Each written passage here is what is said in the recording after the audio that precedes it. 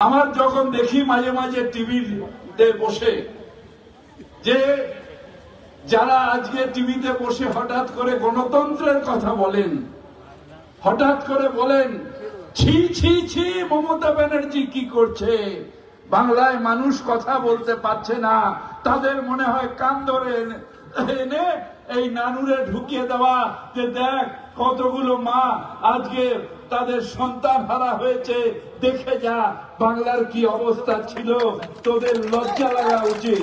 লীলাবতী সাহা আছেন এমএলএ, আপনারা সকল এখানে আছেন। প্রথমে শহীদ পরিবারের সবাইকে আন্তরিকভাবে প্রণাম জানাই।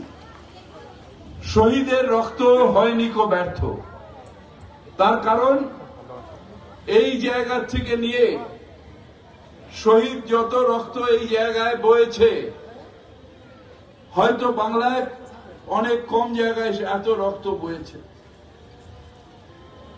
একবার চাষিদের উপর অত্যাচার, তারপরে তার প্রতিবাদ করায় যারা যারা সামিল হয়েছিলেন সেই সব তৃণমূল কংগ্রেস কর্মীদের উপর অত্যাচার, তাদের খুন করা হয়েছে।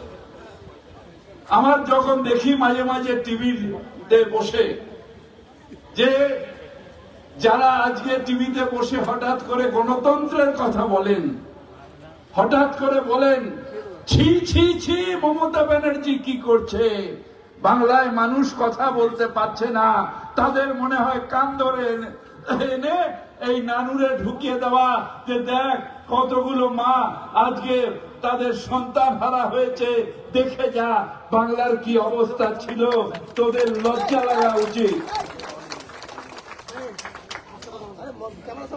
নানুরে থেকে আরম্ভ করে বিভিন্ন প্রান্তে 50,000-এর উপরে মানুষ প্রাণ দিয়েছে।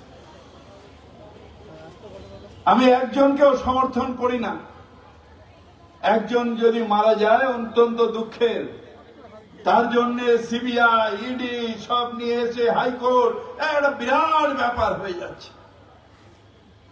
আর যখন নানুর থেকে আরম্ভ করে 21শে জুলাই যখন তখনকার যুব কংগ্রেস এবং এখন তৃণমূল কংগ্রেস তাদের যখন প্রাণ গেল, তখন বিচারের বাণী নীরবে নিভৃতে কাঁদছিল। তখন সিপিএম এর বিরুদ্ধে কথা বলার ক্ষমতা না বিচারের বাণীর ছিল, না পুলিশের ছিল, না কারোর ছিল। বিচারের বাণী পায়নি, আজকে এরা পেয়েছে। যখন বাংলা থেকে আপনারা সিপিএম কে তাড়িয়ে বিধানসভায় শূন্য করে দিয়েছেন, সেই জন্য বললাম শহীদের রক্ত হয়নি কো ব্যর্থ, শহীদের রক্ত হয়নি কো ব্যর্থ। নিশ্চিত ভাবে যখন দেখি টিভি চ্যানেলে বসে নাটকগুলো, আনন্দ টানন্দদের বসে নাটকগুলো যখন দেখি, তখন মনে হয় এরা গান্ধীজির বাঁদর নাকি, যে চোখে দেখতে পায় না, কানে শুনতে পায় না, বলতে পারে না, গান্ধীজির বাঁদর হয়ে থাকছে, টিভি চ্যানেলে হঠাৎ করে মমতা ব্যানার্জির কথা বলছে। আমরা আপনাদের কাছে নিশ্চিতভাবে সিপিএম কে আপনারা শূন্য করে দিয়েছেন। এই জায়গায় কত রক্ত ভেসেছে, কত রক্ত, কত মায়ের কান্নায় এই জায়গা ভিজেছে। তাই এই পুরো আপনাদের সকলকে প্রণাম করি। আপনারা ছিলেন বলেই আমাদের সেই লড়াই সফল হয়েছে, মমতা ব্যানার্জির সেই লড়াই সফল হয়েছে। কিন্তু লড়াই সেই দিনও ছিল, বাংলায় গরিব মানুষের ওপর অত্যাচার। সেই দিন ছিল বাংলায় গরিব মানুষের ওপর অত্যাচার, চাষিদের ওপর অত্যাচার, খেটে খাওয়া মানুষের ওপর অত্যাচার, তাদের গণহত্যা সেই দিনও ছিল। আর আজকেও বাঙালিদের ওপরে অত্যাচার হচ্ছে।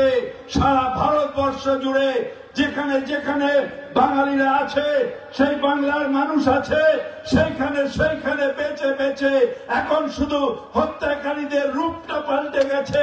এখন যারা করছেন তারা হচ্ছেন, আজকে বলছেন বাঙালি আর অবাঙালির ভেদ করার চেষ্টা করছে।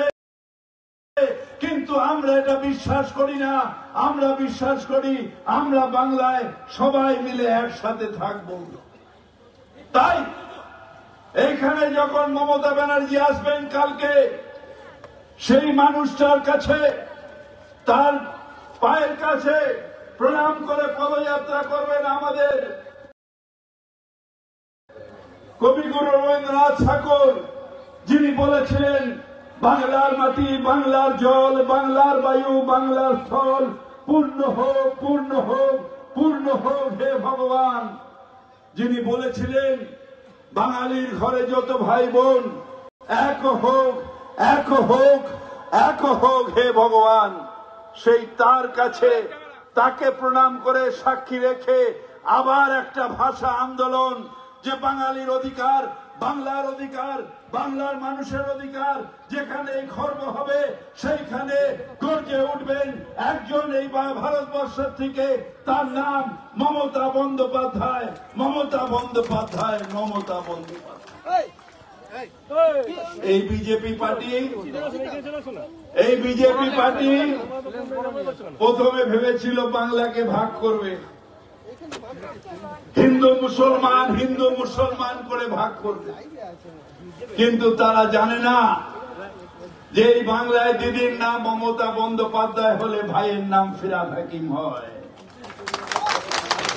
তারা জানে না যে নজরুলের ভাষায় আমরা বিশ্বাস করি, হিন্দু নারা মুসলমানের জিজ্ঞাসে কঞ্জন, কান্ডারি বলো ডুবিছে মানুষ সন্তান মোর মার, সেই কান্ডারির নাম মমতা বন্দ্যোপাধ্যায়। তাই এখন তাদের ছোঁচা মুখ ভোতা হয়ে গেছে, এখন পাল্টে নিয়েছে, যে নিশ্চিত হয়ে গেছে যে ভুলভাল দু চারটে 20-25টা সিট হয়তো পাবে, পেলেও পেতে পারে, কিন্তু বাংলায় অস্তিত্বহীন হয়ে গেছে। আজকের যারা বর্বরতার নিজংস দিয়েছে, যারা 2000 মানুষকে খুন করেছে গুজরাটে, যারা আজকে গুজরাট থেকে নিয়ে মধ্যপ্রদেশ থেকে নিয়ে সব জায়গায় মানুষ খুন করে, সেই বিজেপি পার্টি বাংলায় অস্তিত্বহীনতায় ভুগছে। তাই এখন তাদের যে জায়গাগুলো, অর্থাৎ এই সেই দিন এই পাশে উড়িষ্যা, আমাদের বাংলার সাথে উড়িষ্যার একটা নিবিড় সম্পর্ক, আমরা অনেকবার করে যাই। যখন ডবল ইঞ্জিন সরকার ছিল না, তখন কোনো অসুবিধা ছিল না, তখন আমরা সবাই যেতাম, তারা আসতো, কোনো অসুবিধা নেই। এই পাশে দিল্লিতে যখন বিজেপি সরকার ছিল তখন কোনো অসুবিধা ছিল না, কিন্তু যেই বিজেপি সরকার এলো, ডবল ইঞ্জিন এলো, সাথে সাথে ঘৃণার রাজনীতি, সাথে সাথে এ সব বাংলাদেশি হ্যায়, তেরা বাপ কা বাংলাদেশি।